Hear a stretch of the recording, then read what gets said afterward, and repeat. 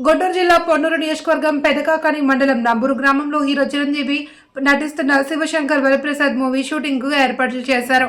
సంక్రాంతి పండుగ సంబంధించిన భోగి మంటలు, పిండి వంటలు, కోడి పందాలు వంటి సినిమా సెట్ తో కొన్ని సన్నివేశాలు చిత్రించిన డైరెక్టర్ అనిల్ రావిపూడి అక్కడి వారితో కాసేపు ముచ్చటించారు. షూటింగ్ నేపథ్యంలో స్థానికులు పెద్ద సంఖ్యలో అక్కడికి చేరుకున్నారు.